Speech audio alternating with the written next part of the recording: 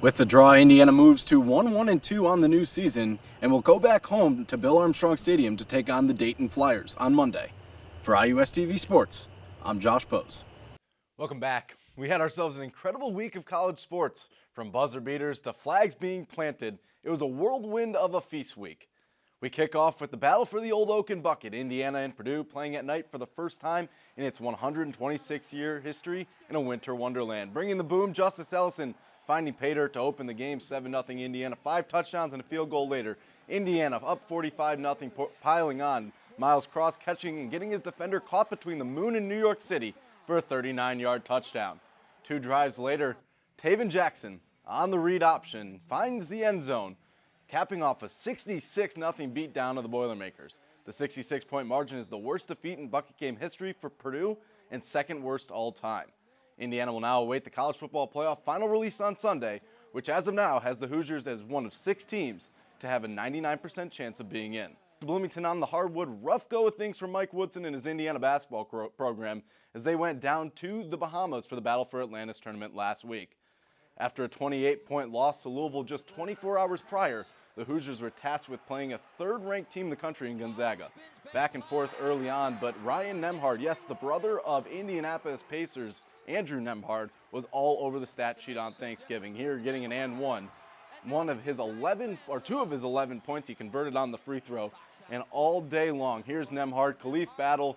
You could have seen that all weekend. It was just on repeat against Indiana. Transition points being an issue. Here it is again, Nembhard, battle, 19-point game. Nope, 21-point game. He finishes with 11 points and 13 assists as the Bulldogs trounce the Hoosiers 89-73. Indiana found a way to win against Providence the next day, ending its trip to the island with a 1-2 record. The Hoosiers are back inside Assembly Hall on Tuesday when they take on Sam Houston State. After the break, we'll give you a look inside the planned renovations for the Rose Bowl. Don't go anywhere. Welcome back to the studio. Josh Pose alongside me, Thomas Crow and Cruz Martin. Guys, thanks so much for joining me. Indiana, Curt Cignetti just said in his press conference just moments ago that Curtis Rourke will not be playing against Washington, but they do anticipate him to return at some point during this season. Thomas, what do you make of that quote from Cignetti? Well, next man up mentality, and the next man up here is Cruz Martin. You're going to be high atop the Memorial Stadium press box on Saturday calling the game for WIUX Sports. What do you want to see from Taven Jackson? Obviously, he played really well on Saturday against Nebraska in that second half. Well, exactly. I think we want to see what he did against Nebraska. Again, cool, calm, and collected. That's just the temperament that Taven Jackson carries with them. Very accurate with his throws. Had a couple of big passes in that second half. Though it was another frustrating midweek loss for Indiana on Tuesday, it allowed sophomore TJ Schuyler to flex his muscle, further cementing himself into the lineup every day for Jeff Mercer in Indiana. It's been a tremendous joy to watch him, as a guy that had a bunch of injuries early in his career. And then fight his way through and get in there and really produce. But it's an aptitude to listen and learn. It's like a dogged determination to just do his job offensively. Since he collected his first collegiate hit 2 weekends ago, walking off Northwestern in the 10th inning, the Antioch, Illinois native has been a mainstay in the Indiana lineup. And those reps are starting to pay off as Schuyler was once again fantastic on Tuesday, collecting 3 more RBI and scoring a run in Indiana's 13-11 loss to the Norse. The sophomore has reached base in each of his last 8 appearances, gaining confidence along the way. I just feel like I need to see the first one go through, and since then I've been good. I've been getting in here, doing some early work. Mo and Z have been great with film review and just doing some field drills, so it's been a good year. The batting average, which is north of 300, is not the only thing that the sophomore prides himself on. Schuyler has worked his way into the lineup because of his work behind the dish and has not gone unnoticed by his coach. And then he's worked his butt off defensively. He's always had a really strong arm, throwing the ball really well. But he's had to really grind hard to become the level of receiver and blocker that he is.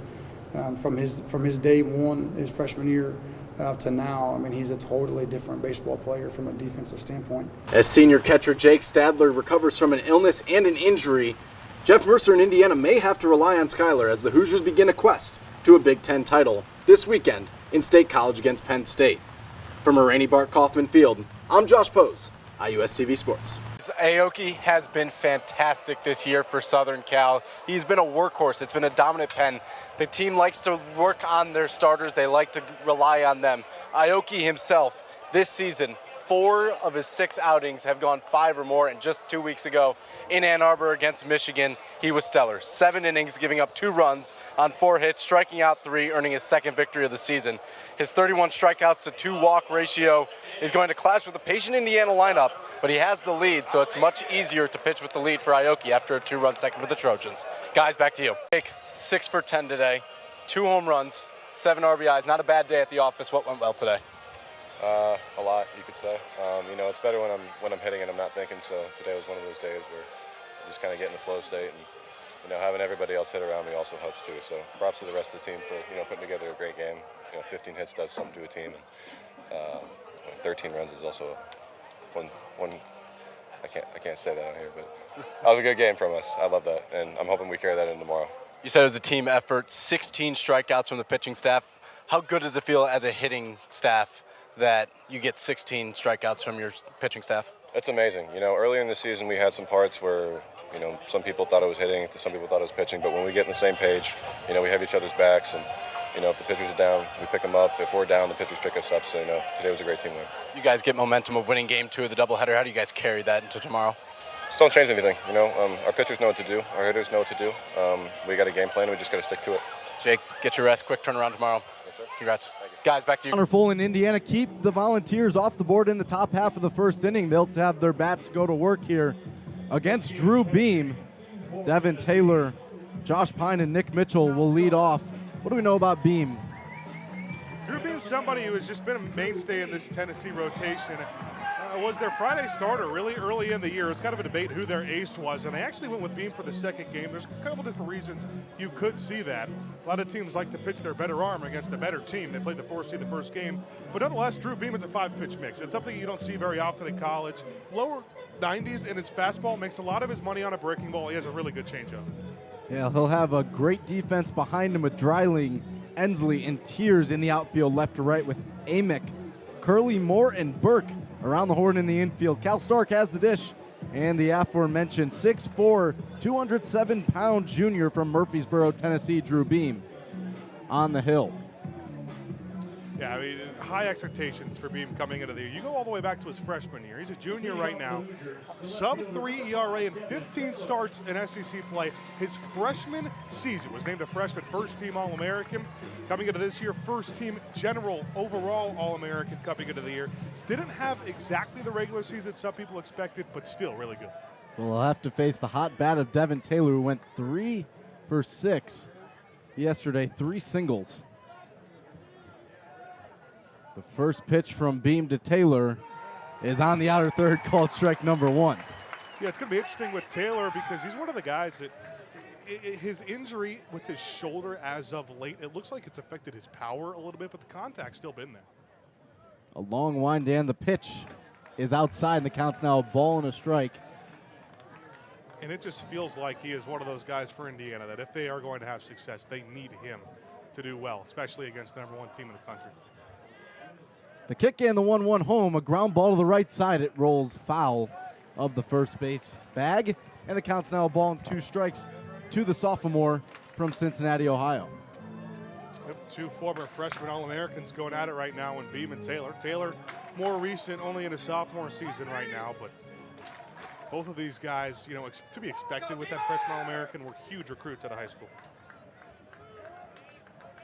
Beam kicks and delivers a 1-2. It's high and away. Cal Stark really liked that pitch, kind of a waste pitch to try to get Taylor guessing. He almost went at eye level. Expect a slider to go down here. The 2-2, called strike number 3. And just as Connor Foley did with the leadoff batter for the Volunteers, Christian Moore, Drew Beam does the same with Devin Taylor. Yeah, something Taylor struggled with. He's had pretty good plate discipline in his first 2 years here at Indiana, but it feels like as of late, he's watched a lot of strikes go by and a lot of strike 3s go by. And sometimes that can be a byproduct of the injury. It takes a little more out of you to swing. So if you're not fully confident, but with 2 strikes, I mean, they need him there. Josh Pine didn't have a great average day yesterday as he takes first pitch strike number 1, but he had a 2 RBI hit en route to the victory over Southern Miss in yesterday's ball game. The 0-1 home to him outside for ball number 1. Yeah, like I said, it's a little more lax when you're talking about the pitch count for Tennessee and Drew Beam because they have a really good bullpen. They have so many options out of their pen, so many different arms they can use, as Indiana just needs Foley to roll. Very slow wind from Beam. He fires the 1-1 home, and it's fouled away to the right side. And once again, an Indiana hitter's down in a 1-2 count here to Drew Beam. 7th time these two programs have faced each other. The last time was a Tennessee sweep right here in Knoxville in 2019. The team that Indiana had that won the Big Ten championship regular season that year. IU is 1-5 all time. The 1-2 is a weak liner right to the second baseman Moore. He makes the grab. 2 up, 2 down in the Indiana first.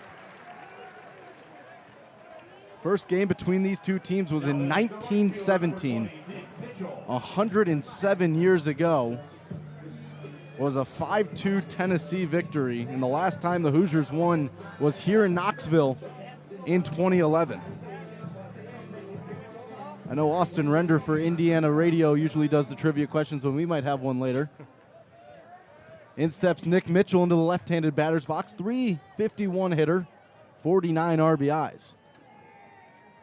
First pitch to him's outside. Had 2 walks in yesterday's game. A 1-for-2 performance, scored 2 runs of Indiana's 10. The 1-0 home catches the bottom part of the zone, called strike number 1. Yeah, it feels like we've had a pretty large zone so far. We started a little bit with Connor Foley getting a little help, but these Indiana hitters, they have had issues with backward Ks this year. The 1-1 once again catches the outside part of the zone. And for the 3rd consecutive batter to start this game, a 1-2 count for Drew Beam. Here come the Volunteer fans.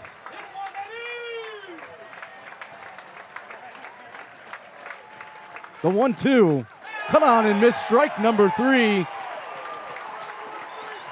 Beam says, anything you can do, Connor Foley, I can do better. 2 strikeouts in the inning. Both teams go down quietly in the first. We head to the second. 0-0 in the 1-0 game here.